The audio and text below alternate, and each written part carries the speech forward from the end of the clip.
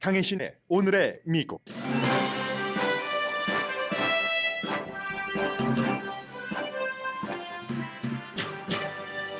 트럼프 전 대통령이 국가 기밀 문서 이슈로 자신이 기소되면 미국인들은 지금까지 보지 못한 문제를 겪게 될 것이라고 말했습니다. 미국인이 가만히 있지 않을 것이라고도 했습니다.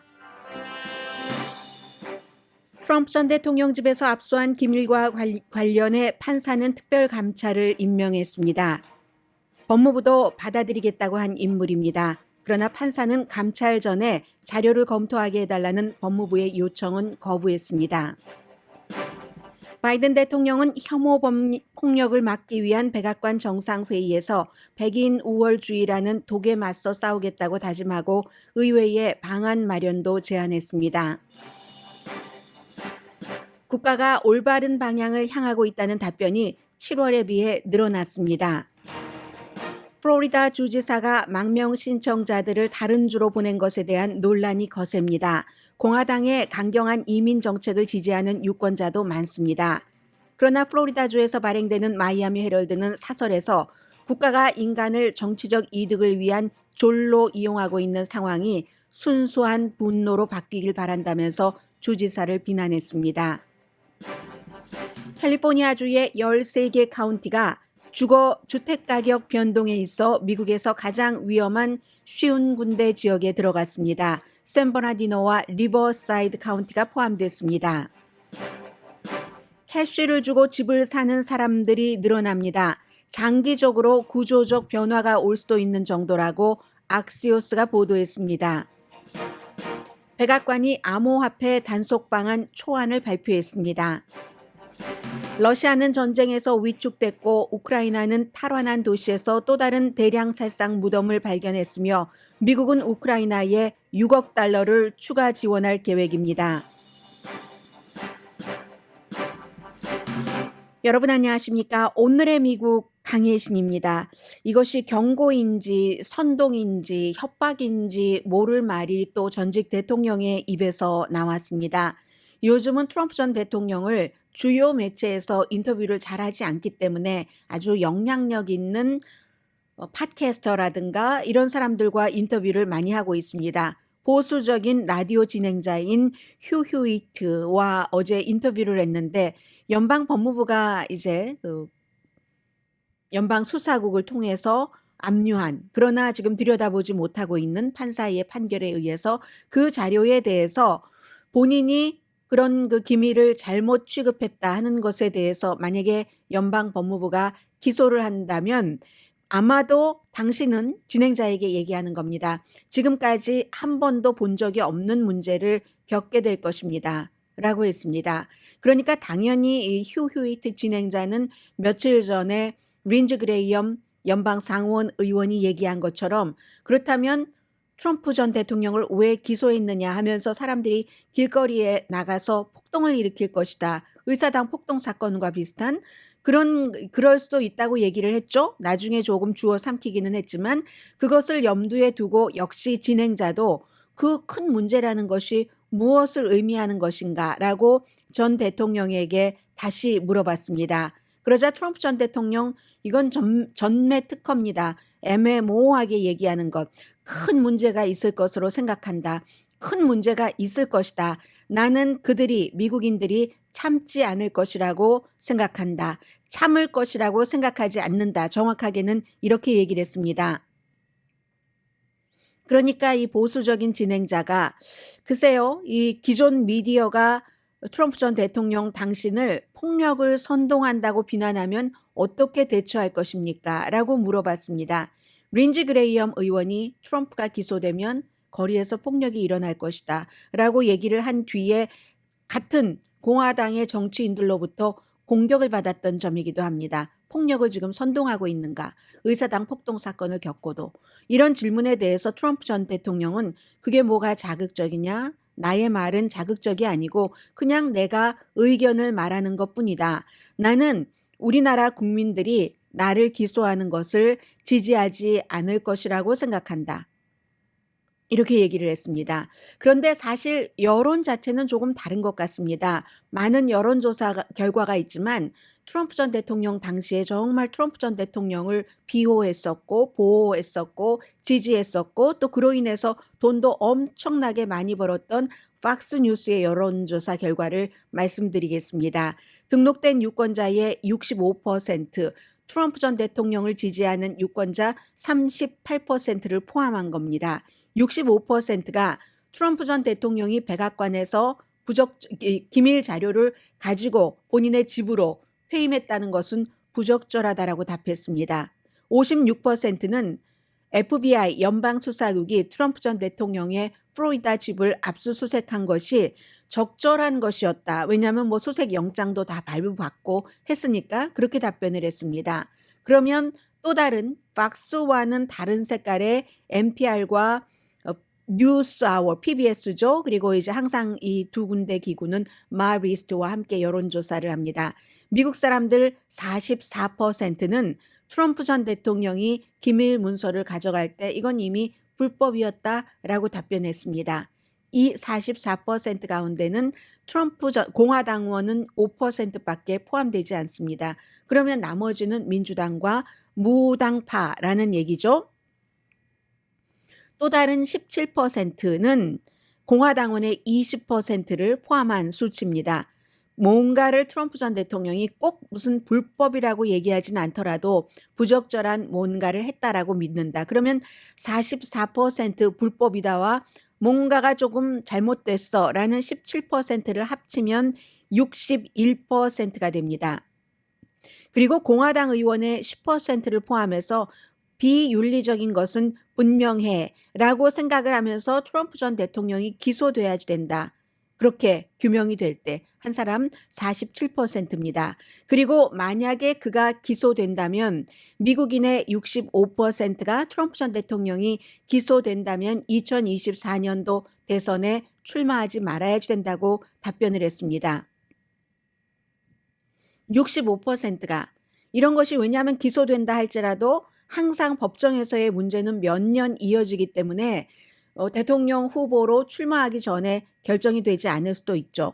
그러니까 어쩌면 트럼프 전 대통령이 내가 기소되면은 나의 지지자들이 가만히 있지 않을 거야 하는 의견을 내고 여론을 조성을 하고 그럼으로써 수사 당국도 조금 압박하고 하는 분위기를 가져가는 것을 바탕에 깔고 트럼프 전 대통령이 내가 기소되면 미국인들이 가만히 있지 않을 걸 지금까지 듣도 보지도 못한 일들이 일어날 것 거기에 이제 폭동이라는 단어를 본인이 직접 쓰진 않았지만 그렇게 한다고도 볼 수 있습니다. 이 박스의 여론조사 결과가 9월 9일부터 12일까지 전국의 유권자 1,200명을 대상으로 했고 오차 범위는 2.5%포인트.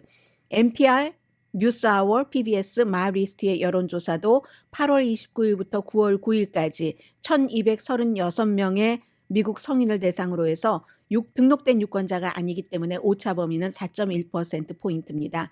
그래서 지금 아마 이 문제가 오늘 내일 하면서 굉장히 중요하게 다가올 겁니다. 딕 더빈 일리노이가 지역구인 민주당의 연방 상원 의원이 FBI와 국토안보부가 브리핑을 했습니다. 여기에 대해서 브리핑을 듣고 난 뒤에 굉장히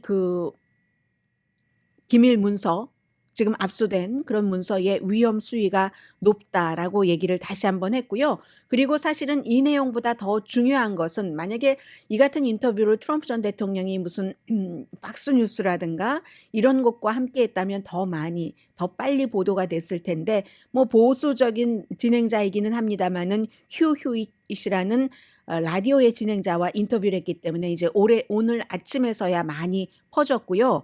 사실은 오늘 더 중요한 뉴스는 에일린 캐논이라는 트럼프 전 대통령이 판사로 지명을 했고 그러나 그렇다고 꼭 트럼프 전 대통령에게 유리한 판결만을 지금까지는 내놓은 것은 아닙니다. 이 판사가 스페셜 마스터 트럼프 전 대통령이 주장을 해서 특별 감찰관 내지는 중재관이라고 말씀드리겠습니다. 이미 압수수색 영장을 가지고 트럼프 전 대통령 집에서 1급 특급 비밀 문서라고 해서 가져갔다 하더라도 그것을 스페셜 마스터 특별 감찰관이 먼저 봐야지 된다. 이 특별 감찰관이 보기 전에는 법무부가 이것을 수사를 할 수가 없다라고 어제 다시 판결을 내렸습니다. 법무부는 왜냐하면 너무나 국가 그 안보에 위험하기 때문에 다른 사람들이 보기 전에 이것도 또 하루빨리 해야지 되고 하니까 우리도 보고 특별감사를 임명하는 것은 반대하지 않지만 그렇지만 우리도 같이 봐야지 된다라고 했는데 그것은 거부했습니다. 거부했기 때문에 어쩌면 그 부분에 대해서 또 항소를 할 수도 있고요. 어제 더 중요한 것은 법무부에서도 거부하지 않았던 트럼프 전 대통령이 이 사람이 스페셜 마스터가 됐으면 좋겠다 하고 내놓은 두 사람 가운데 법무부가 That's okay라고 승인을 한 레이먼드 디얼이라는 지방 판사 출신입니다. 지금 브루클린에 살고 있고 나이가 78세. 1986년도 레이건이 연방 판사로 지명을 했고 그전에는 이제 변호사를 했고요. 그리고 2017년도에 러시아와 트럼프 전 대통령 캠페인 측에서 접촉을 해서 그 보좌관이었던 그 카터 페이지 이 사람에 대한 영장을 승인한 그 판사이기도 합니다. 그러니까 공화당이긴 하지만 꼭 또 트럼프 전 대통령에게 전부터 지금까지 100% 좋은 판결만 내린 사람은 아닙니다. 이 사람이 레이먼드 디얼이라는 사람을 에일린 캐논이라는 플로리다의 지방 판사가 스페셜 마스터 특별 감찰로서 임명을 함으로 인해서 앞으로 이제 이분이 일을 하게 됩니다.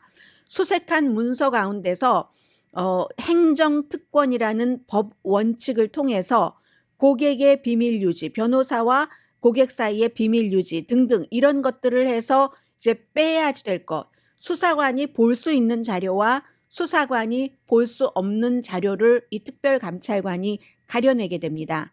그렇게 되는 경우는 연방법무부에서 볼 수 없는 자료가 더 많아진다는 것도 되고요. 기간도 있습니다. 11월 30일까지 검토를 끝내야지 된다는 겁니다. 그럼 지금 9월 며칠입니까? 오늘 9월 16일인데 9월 16일부터 11월 30일까지는 기간이 많이 남았는데 그동안은 이 압수수색 영장을 가지고 압수한 그 기밀 서류도 연방법무부에서는 수사하지 못하게 되는 겁니다. 그게 이제 굉장히 지금 중요한 거고요. 이 상황에서 트럼프 전 대통령은 미국이 위험해질 수도 있어 나에게 어떤 해가 되는 그런 행동이 연방법무부를 통해서 기소 같은 것이 이루어진다면 이라고 얘기를 하고 있지만 미국은 요 몇 주일 사이에 여러 가지가 좋아지면서 경제적으로는 가솔린 값도 내려가고 인플레이션이 지금 잡히지 않아서 문제죠. 여러 가지 법안 같은 것도 비교적 초당적으로 통과된 것도 상상하지 못했는데 몇 가지가 있고 하니까 미국이 올바른 방향으로 나가고 있습니다라고 생각하는 사람이 7월에 비해서 9월 달에 많이 늘어났습니다. 7월 달에 27%에서 9월 달에는 50%로 늘어났는데 같은 두 개의 여론조사 기구의 여론을 비교를 하는 게 합리적이죠. 7월 달에도 9월 달에도 뉴욕타임스와 시에나 칼리지가 공동으로 여론조사한 결과입니다. 민주당 사이에서는 27%에서 50% 미국이 올바른 방향으로 나가고 있다라고 답변이 나왔고 무당파 가운데서는 9%에서 27%로 굉장히 많이 올랐죠. 민주당은 23%가 올라간 거고 좋은 긍정적인 평가가 미국이 좋은 방향으로 나가고 있다가 무당파도 9 하면은 16%나 불과 두 달 사이에 미국이 올바른 방향으로 나가고 있어 하는 여론이 16%나 좋아진 겁니다. 높아졌습니다. 공화당만 변화가 없습니다. 올바른 방향으로 나가고 있다고 생각하십니까? 그때도 5%, 지금도 5%, 네, 라고 답변을 했고 대통령의 지지율도 민주당 사이에서는 7월 달에 70%에서 9월 달에 83%, 13%포인트 올랐고 무당파도 25%에서 39%니까 14%포인트 올라갔습니다. 공화당만 내려갔습니다. 공화당은 바이든 대통령에 대한 지지율이 이 뉴욕타임스와 시에나 칼리지의 공동 여론조사 결과는 7월 달에 8%였는데 지금은 4%입니다. 그럼 여기서 4%가 마이너스가 났죠. 그러나 민주당에서 13%, 무당파가 얼마입니까? 39하고 25니까 14, 13하면 27%가 민주당과 무당파 사이에서 27%가 늘어났고 공화당에서 4%가 줄어들었으니까 사실은 트럼프 전 대통령에 대한 지지율은 23%가 늘어났다고 봐도 되는 거죠. 대강 이렇게 해볼 때 지금 그 상황에서 등록된 유권자들이 다른 여론조사 결과와 마찬가지로 오차 범위 안에서 전에는 공화당이 다수당이 되는 게 좋다라고 답변한 사람이 많았는데 지금은 한 1%포인트 차이로 민주당이 우리 지역구에서 다수당이 돼야지 돼. 난 민주당 후보에게 투표하겠어 하는 사람이 1%포인트 많습니다. 그 사이에 이제 대통령은 하루에도 여러 가지 정치적인 이벤트를 하면서 민주당 표 모으기를 하고 있습니다. 어제 백악관에서 있었던 유나이티드 뭐 이렇게 돼 있는 뭐 제목이 중요한 건 아니니까는요. 뭐였죠? 그래도 다시 한번 알아볼까요? 바이든 대통령이 어제 있었던 그 행사가 왜 이렇게 눈에 보이지 않습니까? 아무튼 뭐 유나이티드 위 스탠드인가 그럴 거예요. 유나이티드 위 스탠드라는 그 행사에서 여러 가지 얘기들을 많이 했지만 지금 연방 수사국 자료를 보면은 한인을 포함해서 아시안이 주로 표적이 많이 됐고 미국의 증오 범죄가 2020년대 그리고 21년도, 22년 올라오면서 계속 늘어나고 있습니다. 코비드 19 이런 것들 때문에. 그리고 바이든 대통령은 의회에 촉구를 했고 의회에도 이렇게 소수인종, 아시아계를 포함해서 이들에 대한 혐오 범죄를 막아야 된다 하는 법안까지 통과를 시켰잖아요. 팬데믹 이후에 너무나 아시안에 대한 증오 범죄가 많아졌으니까. 그래서 어제 이제 바로 이 같은 이벤트에서 가장 강조한 것은 나중에 백인 우월주의라는 단어를 들고 나왔는데 백인 우월주의로 인한 포이즌과 폭력 여기에 맞서서 나는 싸울 것이며 그렇게 다짐을 했고 미국도 의회도 미국인도 싸워야지 됩니다. 나중에는 이제 이 같은 이벤트가 끝나고 침묵하는 것은 범죄에 공모하는 것입니다. 라고도 썼습니다. 트럼프 전 대통령을 비난했는데 약간 뉘앙스가 달라졌습니다. 얼마 전까지는 트럼프 전 대통령의 이름을 몇 번씩이나 하나의 연설에서 언급했는데 어제는 트럼프 전 대통령 이름을 언급하진 않고 백인 우월주의자도 좋다고 방어를 하는 마지막 사람, 마지막 남은 한 사람, 뭐 예를 들어서 그렇게 얘기를 했습니다. 백인 우월주의를 보호하는 마지막 사람이다.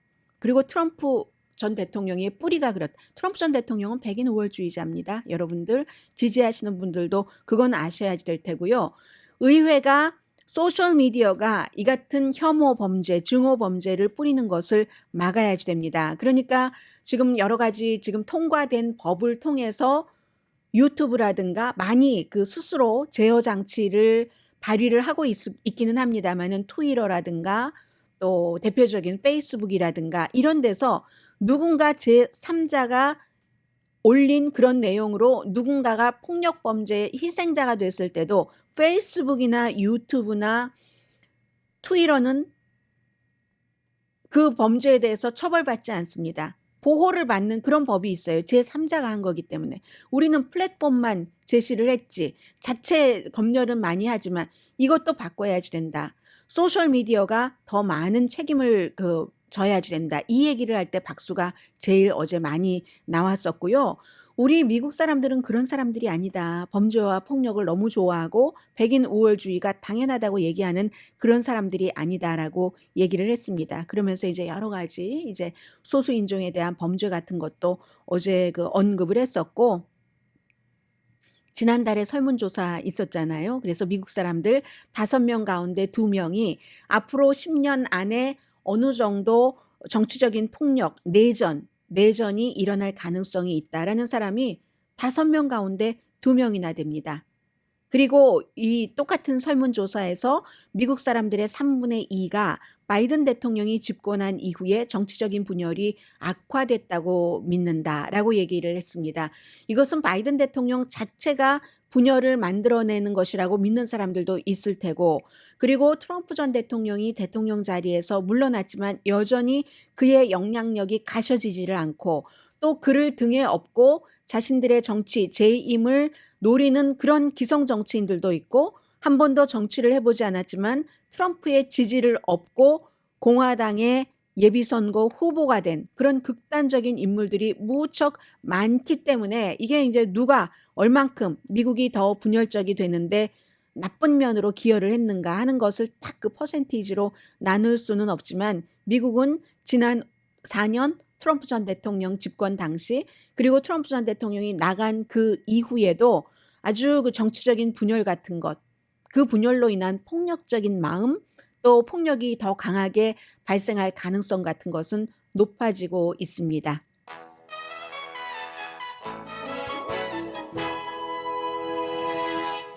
잠시 뒤에 여러분과 제가 이민자이기 때문에 충분히 정말 그 보통 미국에 살고 있는 사람들도 여러 그 혜택을 받지 못하는데 왜 서류 미비자 내지는 불법 이민자 내지는 난민 신청자까지 미국이 먹여 살려야지 되느냐?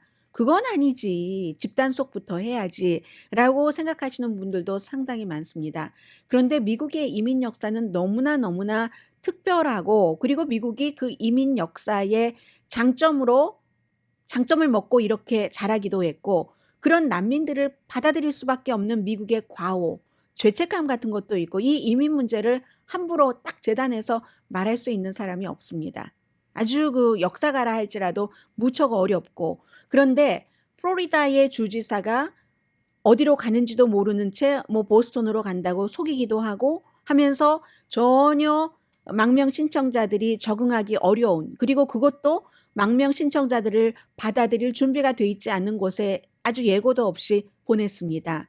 그러자 플로리다에서 발행되는 가장 많은 사람들이 읽는 신문, 뭐 세계적인 신문이라고도 볼 수 있죠. 마이애미 헤럴드가 사설을 썼는데 이 사설에서도 너무 긴 미국이 왜 난민을 받아들여야지 되고 이민을 받아들여야지 되고 이 역사를 다 쓰자면 사람들이 디테일에 집중하느라고 그 핵심을 잃어버리고 말잖아요. 그러나 어느 정도 핵심을 지적을 해줬습니다. 이민자이기 때문에 오늘 마이애미 헤럴드의 사설은 여러분들께 꼭 들려드리고 싶었고 들으시면 마이너스 나지는 않을 것 같습니다. 잠시 뒤에 전해드립니다. 라디오 서울 방송 오늘의 미국 듣고 계십니다. 텍사스라든가 애리조나라든가 플로리다의 주지사가 지금 이제 여러 그 난민 신청자들을 뭐 서류 미비자라고도 볼 수 있고 불법 체류자라고도 볼 수 있고 그러나 이제 미국은 법이 있기 때문에 그렇게 국경으로 넘어오는 사람들을 일단 그 절차를 밟아야지 되고 이게 물론 대통령이 어느 당에서 어떠한 이민 정책을 갖고 있는 사람이냐에 따라서 조금 달라지기는 합니다. 트럼프 전 대통령처럼 젖먹이 아이도 부모로부터 떼놓는 정책을 펼치는 사람도 있고 그러나 또 민주당은 공화당이 비난을 하는 그대로 아니 우리도 못 먹는데 왜 다른 나라 사람까지 저렇게 그 받아줘야지 돼? 그렇게 받다가 재판받던 도중에 도망가잖아. 불법 체류자가 돼서 사회적인 이용할 것이라고는 다 이용하고 라고 말씀하시는 분들도 계십니다. 그런데 그분들이 사회적으로 이용할 것은 다 이용하면서 라고 말씀하시는 분들이 영주권도 없으면서 일하고 세금을 내기도 하고 그리고 그분들이 여러분의 집을 청소를 해주고 아이들을 봐주고 그랬기 때문에 직장에 나가서 돈을 벌고 이것도 사실은 사실입니다. 그리고 이제 보통 멕시코 국경으로 넘어오는 많은 사람들이 요즘에는 주로 이제 뭐 베네수엘라라든가 니카라과라든가 아니면 뭐 플로리다주는 쿠바에서 많이 오고 하는데 대부분은 이제 목숨을 걸고 오는 사람들입니다. 목숨을 걸고 그 나라에서 살 수 없기 때문에 그런 경우는 이제 국제법이라는 게 있어서 이유가 타당하다면 난민으로 다 받는 것도 아닙니다. 신청을 한다고 다 받아들이는 그 퍼센테이지가 있잖아요. 뭐 맞아야지 되니까 조건에. 그런데 미국은 이런 모든 나라에서 오는 사람들을 다 못 받지를 못합니다. 왜냐하면 예전에 엘살바도르 같은 나라가 이제 대표적인 나라인데 미국이 어떠한 그 나라의 정치 내지는 정권에 영향을 미치면서 어찌 해서 뭐 예를 들어 반군을 지원을 한다던가 또 다른 뭐를 해서 뭔가 경제 제재가 너무 심해서 그 나라가 마약을 제조해서 뭐 팔아먹을 수밖에 없다던가 그런 여러 가지 정치, 사회적인, 경제적인 환경을 미국이 만든 것에 대한 책임도 있고 그렇기 때문에 엘살바도르 같은 나라에서 오는 난민들을 일단 신청을 받아줄 수밖에 없는 겁니다. 그리고 특히 요즘에 오는 베네수엘라, 니카라과도 뭐 반군, 니카라과 하면 우리는 반군이 생각이 나잖아요. 어느 나라 사람이나.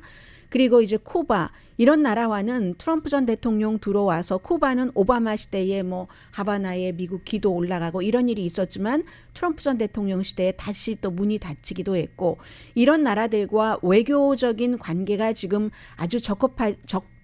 아주 뭐라고 할까요? 화기애애하지 않기 때문에 이런 사람들을 금방 돌려보낼 수도 없습니다. 무조건 추방시킬 수도 없어요. 그러면서 미국 내의 이민법, 국제법에 따라서 난민에 대해서 그 사람들을 일단 받아서 다 뭐 구류를 시켜놓고 재판 과정을 해야지 되고 이런 것들이 그게 이제 신사의 나라와 신사가 아닌 나라와 차이점이 있겠죠. 이렇게 말씀드리면 미국이 뭐 신사야 뭐라고 하시는 분들도 계시겠지만 이민에 대해서만은 관대했던 게 사실이죠. 미국 사람들 따지고 보면 다 이민자이기 때문에 그래서 어떤 사람은 도저히 난 먹을 게 없어서 국경 넘어오다가 정말 목말라 목이 비틀어 숨져도 오겠다 하시는 분들도 계시고 폭력 때문에 우리 어린아이가 나의 딸이 거기선 정말 제대로 살 수가 없어 해서 오시는 분들도 계시고 어떤 분은 너무나 살 수가 없어서 너무 가난하니까 이래 죽나 저래 죽나 마찬가지니까 아이들은 일단 그 친척 어머니 아버지에게 맡겨놓고 본인들만 오고 나중에 어떻게 좀 해보려고 하는 그런 분들도 계시고 아무튼 피 맺힌 사연이 거기에 많은 겁니다. 그런 분들을 공화당은 공화당의 이념대로 민주당은 민주당의 이념대로 이 사이에서 포괄적인 이민안이 통과되지 않은 게 얼마나 오래됐는지 모릅니다. 의회에서 포괄적인 이민안을 통과시켜서 구체적으로 디테일하게 이 경우 이렇게 저렇게 하면은 대통령이 바뀔 때마다 행정명령으로 해석하는 분야의 그 범위가 좁아질 겁니다. 일 처리하기도 쉬울 텐데 포괄적인 이민 법안은 부시 대통령처럼 공화당이면서도 텍사스 출신으로 아주 이민에게 온정적이었던 대통령 때도 안 됐고 오바마 대통령 때도 안 됐고 트럼프 전 대통령이야 뭐 젖먹이 아이와 엄마 아빠를 떨어뜨려 놓는데 무슨 포괄적인 이민 개혁안을 하겠습니까? 지금 되겠습니까? 의회 구성이 안 되잖아요. 그렇기 때문에 이게 그 대통령 행정부의 성향에 따라서 그렇게 되는 건데 마이애미 헤럴드는 플로리다주의 론 디센티스 주지사가 이 이민자들이 본인들은 뭐 보스턴으로 가는 줄 알았다고 하기도 하고 하는데 마샤스 빈야드라는 정말 난민이라고는 받아보지도 않은 그런 부자들이 살고 있는 동네 이런 곳에 가니까 그곳은 아차 싶어서 당황해라 하고 예고도 없이 보냈다는 겁니다. 마이애미 헤럴드의 사설도 플로리다주에서 발행되는 그런데 그곳은 이쪽 플로리다주에서 받았을 때보다 훨씬 연민이 많아서 아무것도 없었지만 교회에서 자리 깔고 뭐 학생들이 그 언어 자원봉사를 하고 해서 되고 있다라고 하면서 무정한 사람 표현이 그렇습니다. 자신의 정치적인 이익을 위해서 인간을 졸로 그 처우를 하는 이런 사람 수치스러운 마샬스 빈야드 스턴트 정치 스턴트라고 표현을 했습니다. 론 디센티스 플로리다 주지사가 능글맞은 웃음으로 잔인함을 보여준다. 이게 큰 제목과 작은 제목을 제가 지금 말씀을 드린 겁니다. 이 사람이 대통령 야심이 있어서 목숨을 걸고 고국을 탈출한 약한 인간을 이용하고 모욕을 한다. 이민자를 쓰레기 치우듯 하고 있다. 준비되지 않은 뉴 잉글랜드 지역, 마샤스 빈야드 지역으로 보냈는데 전국적으로 언론에서 좋은 평판을 받을 수가 없다. 아마 바이든 대통령을 당혹스럽게 하고 싶었던 것 같은데 인간을 정치적인 수단으로 사용을 해서 그러면서 론 디센티스 주지사도 할 말을 했죠. 국경 보안이 부적절하다는 겁니다. 지금 바이든 대통령의 정책이. 그리고 진보적인 주는 이민자를 그렇게 보호하고 싶다니까 니네가 데려가서 해 하는데 이 마이애미 헤럴드 사설은 1960년대 이후 미국에서 수십만 명의 난민들이 피난처로 와서 그리고 국가에 기여한 것도 상당히 많다. 그들의 정착금을 주정부에서 지불을 했다. 그리고 이제 이 사람들이 정착을 하면서 영주권을 받기 전에도 세금을 내고 하잖아요. 똥 닦고 딸기 따고 다 하잖아요. 그런 얘기를 쭉 적었습니다. 그런데 이번에 마샤스 빈야드 그쪽 지역에서 아무튼 앞서 말씀드린 얘기를 반복을 해서 마이애미 헤럴드가 전하면서 이 같은 국가가 론 디센티스라는 플로리다의 주지사가 인간을 가난한 나라에서 온 인간이건 폭력적인 나라에서 온 인간이건 마약이 아주 일상화돼서 그곳에서 우리 아이들과 같이 살 수가 없다 해서 목숨을 걸고 넘어온 그런 사람이건 어쨌든 인간을 그런 곤경에 빠뜨리는 것은 잔인하다.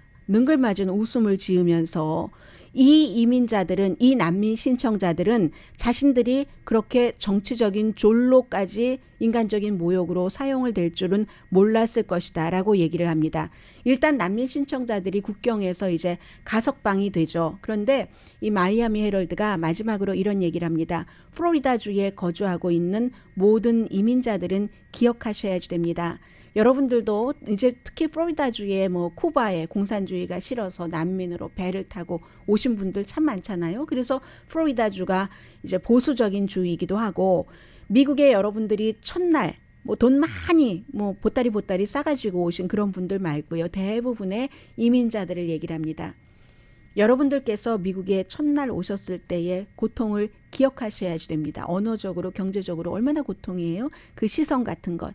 만약에 그렇게 미국에 첫 발을 디뎠던, 어렵게 이민 오셨던 때에 여러분을 국가에서, 그 주에서 그냥 장기판에 졸로 삼았다면 그러면 여러분은 얼마나 가슴이 아프셨겠어요? 이게 이제 마이애미 헤럴드의 사설의 마지막 얘기입니다.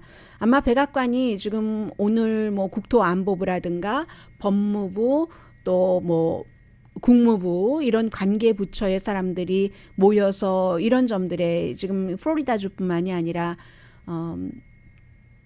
텍사스라든가 애리조나의 더그 듀시 주지사, 그렉 에볼트 텍사스 주지사도 똑같이 하고 있는 일이기 때문에 어떤 대책을 마련할 것인가 하는 것이 나올 것 같고요. 분명합니다. 바이든 대통령에게 이 이민 문제, 실제로 또 바이든 대통령이 들어오고 나서 트럼프 전 대통령 때보다 훨씬 이민자에 대해서 난민 신청자가 됐건 서류 미비자가 됐건 좀 관용적인 모습을 보이니까 더 많이 오는 것도, 그것도 사실은 사실입니다. 그래서 중간 선거를 앞두고 이제 공화당이 이걸 앞세워서 내세우고 싶어 하는 거고, 그만큼 강하게 내세우면 강하게 내세울수록 이렇게 플로리다주에서 발행되는 마이애미 헤럴드조차도, 마이애미 헤럴드는 도시에서 발행되는 신문이니까 전반적인 플로리다주의 보수적인 분위기보다 진보적일 수도 있습니다. 분명히. 그러나 어쨌든 그 지역에서 발행되는 신문에서도 그 지역의 주지사를 아무리 그래도 그렇지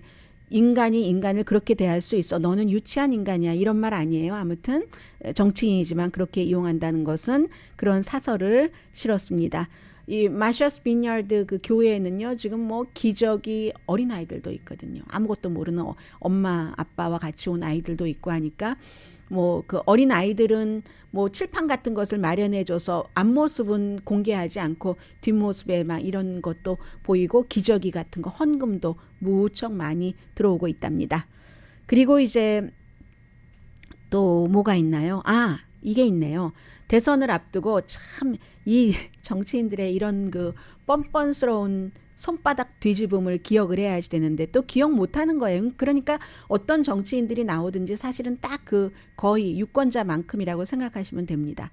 그러니까 뭐라고 할 게 없는 거죠. 민주주의는 바로 유권자들이 선택을 하는 다수결의 원칙에 따라서 되니까.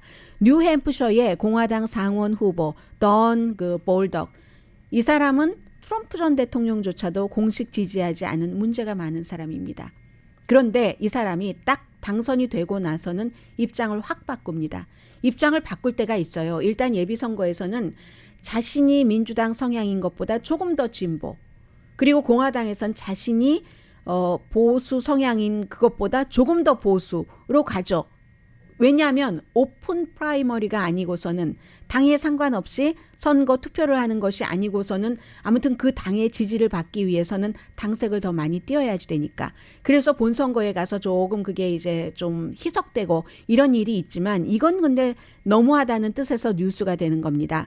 트럼프조차도 공식 지지하지 않은 공화당의 단 그 볼덕이라는 그 상원 의원 후보가 2020년 대통령 선거는 불법이었다라고 해서 당선이 된 거거든요. 공화당 사이에서는 당선되고 지금 며칠 지났습니까?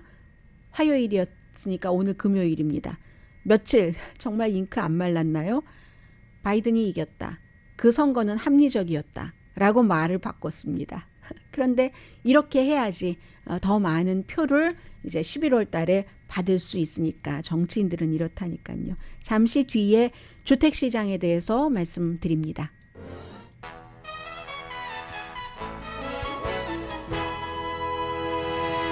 라디오 서울 방송 오늘의 미국 듣고 계십니다. 우선 암호화폐에 대해서 조금 말씀드리고요. 초안이기 때문에 특별한 내용은 없습니다. 다만 이제 연방 정부가 암호화폐, 디지털 화폐, 이 자산을 규제하기 위한 새로운 어떤 그 프레임워크 정도를 마련을 했다라고 보시면 되는데, 정부의 규제 정책을 마련하기 위한 초안 단계, 지금까지 해왔던 행정부의 어떠한 노력 가운데서 가장 좀 눈에 보이는 이런 발표가 오늘 아침에 나왔는데, 이게 뭐 디지털 화폐 같은 것을 완전히 안 한다는 게 아닙니다. 원래 그 비트코인 한창 나올 때부터 그 이전부터 미국도 연구를 하고 있었고, 예를 들어서 디지털 미국 달러를 만든다던가 미국 중앙은행도 디지털 통화를 만든다던가 이런 내용에 대해서는 간략하게 설명을 했고요.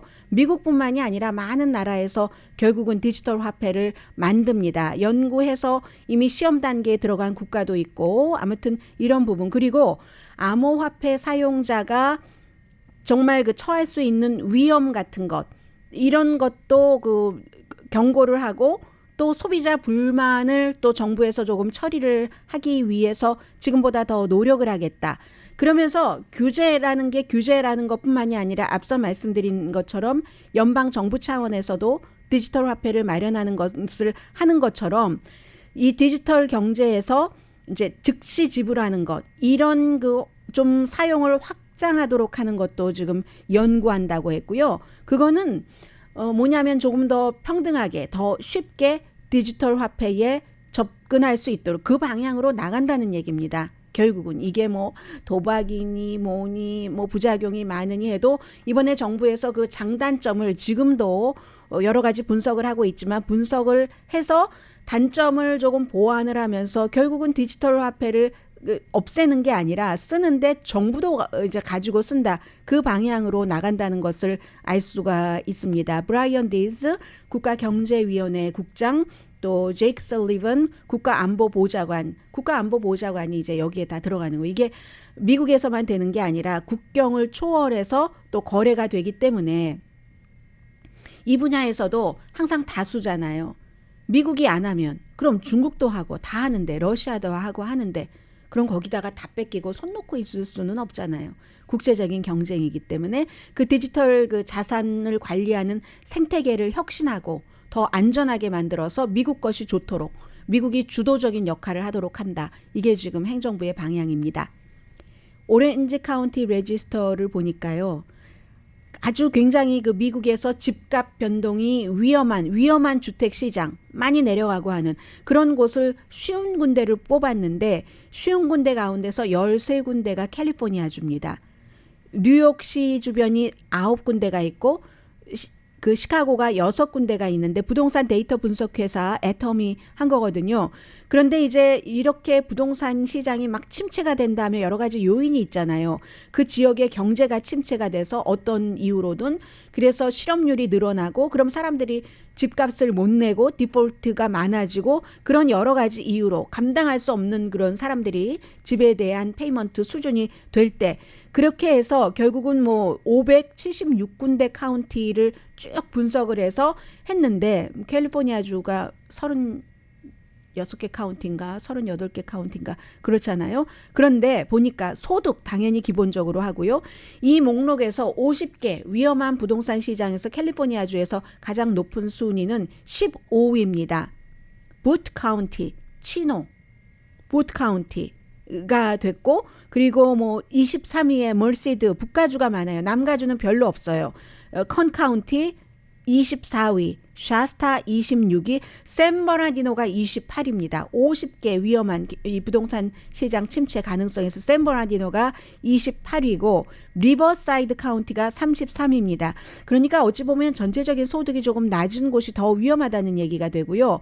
그 밖에 쭉 가서 프레즈노가 48위고, 로스앤젤레스는 부동산 대도시 가운데서 침체를 할 가능성이 높다. 순위 95위입니다. 세크라멘토 116위, 소노마 카운티 137, 벤츄라 138, 샌디에고 165, 오렌지 카운티 199, 이렇게 보면은 경제적으로 좀 안정된 곳이 안정됐다는 것을 알 수가 있죠.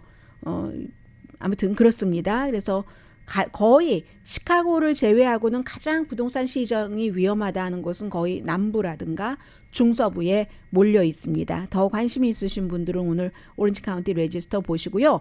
캐시로 부동산을 사는 사람들이 점점 늘어나고 있습니다. 레드핀이 41개 도시에서 전체적으로 올 캐시로 부동산을 사는 사람을 조사를 했더니 올해 초에 아주 최고치보다 높지는 않지만 팬데믹 이전이나 지난해 한 해 전체보다는 높았습니다. 몇 가지 이유가 있죠. 우선 재택근무라든가 이런 근무가 늘어나면서 보수가 많은데 이 사람들이 조금 멀리 가니까 그것을 멀리 가면 도시에서 멀리 가면 집이 싸니까 다 살 수 있는 거고 어떤 사람들은 이건 연방정부가 퍼스트 홈 바이어를 위해서 많은 좋은 프로그램을 마련해 놓으니까 본인이 집이 한 채가 있고 두 번째 집을 어떤 이유로든 살 때는 퍼스트 홈 바이어에게 많은 좋은 어떤 조건을 주기 때문에 원래 처음에 있던 그 집값은 또 너무 올랐고 하니까 거기서 에퀴리를 뽑아서 다 산다. 경쟁이 안 되니까 대출해서 이런 경우가 굉장히 많고 또 하나는 투자자라는 겁니다. 투자자들은 평균 30년 모기지 이자율이 지금 6% 이상이 넘었는데 여기서 어느 정도 시장이 진정되더라도 여전히 투자가들이 그냥 올 캐시로 투자자들은 4분의 3 정도가 전부 올 캐시로 올 캐시로 집을 사거든요. 이런 일들이 계속 이어지면은 앞으로 이게 추세가 되는가? 미국에서도 캐시 주고 집 사는 것이 이런 얘기를 지금 악시오스가 지적을 하고 있습니다.